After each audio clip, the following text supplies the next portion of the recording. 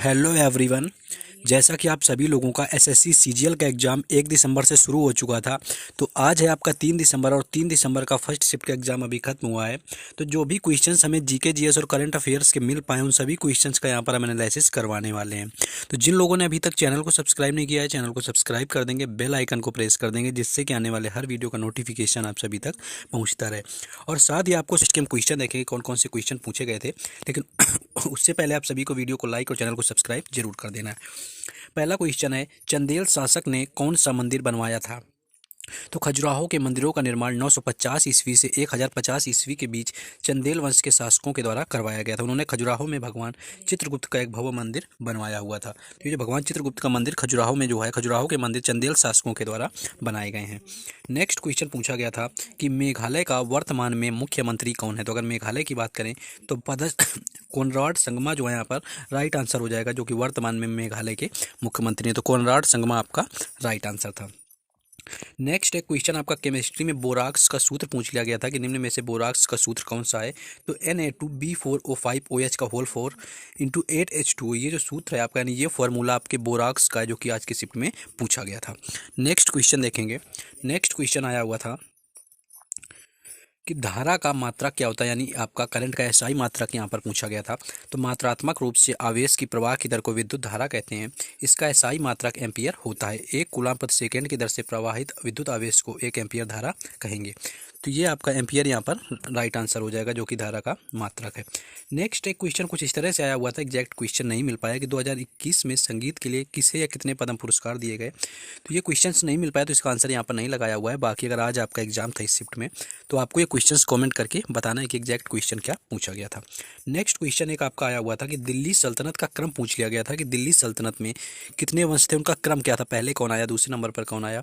तो कुल आपके 5 वंश थे, जिसमें पहला आपका गुलाम वंश था 1206 से 1290, दूसरा खिलजी वंश था 1290 से 1320, तीसरा आपका तुगलक वंश था 1320 से 1414 तक, पांचवा सैयद वंश था जो कि 14 से 51 तक, तथा लोधी वंश था 1451 से 1526 वंश से। इनमें से पहले 4 वंश मूल रूप से तुर्क थे और आखिरी अफगान था। ठीक है, तो मोहम्मद गौरी का गुलाम कुतुबुद्दीन ऐबक गुलाम वंश का पहला सुल्तान था। तो यहाँ पर कुछ 5 वंश थे आपके, जिनमें से आपका गुलाम, खिलजी, तुगलक, सैयद और लोधी आपका राइट आंसर था।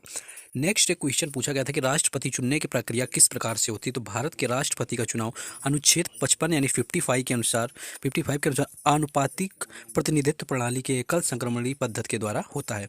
राष्ट्रपति को भारत के संसद के दोनों साथ ही राज्य विधायिकाओं के निर्वाचित सदस्यों के लिए एक मान लीजिए 5 वर्ष की अवधि के लिए चुना जाता है। तो इसमें ऑप्शन से रिलेटेड दिया हुआ था कि कौन सा ऑप्शन इसमें से नहीं होगा।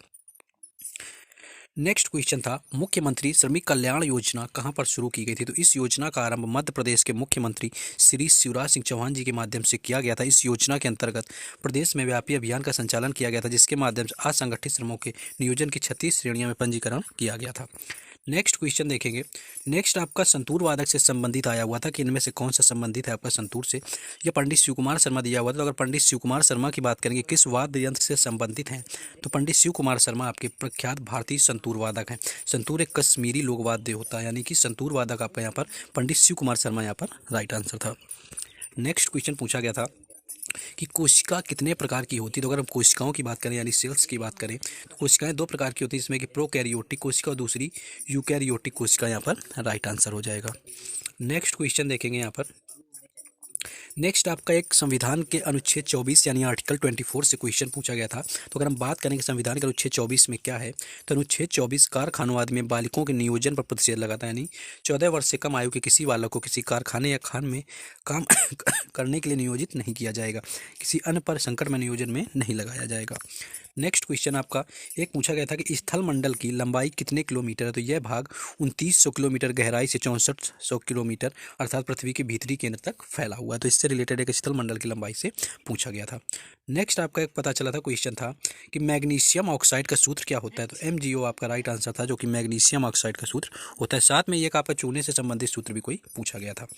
एक शायद क्वेश्चन करंट में ये पूछा गया था कि साहित्य के क्षेत्र में किसे 2021 का पुरस्कार दिया गया, तो सही उत्तर इसका आपका नमिता गोखले था। साहित्य अकेदमी ने 30 दिसंबर 2021 को असमिया और अंग्रेजी में उपन्यास सहित 20 भाषाओं में साहित्यिक कार्यों के लिए 2021 के लिए अपने पुरस्कारों की घोषणा की है। तो अंग्रेजी में लेखक नमिता गोखले को अपनी पुस्तक थिंग्स टू लीव बिहाइंड के लिए पुरस्कार जीता हुआ है।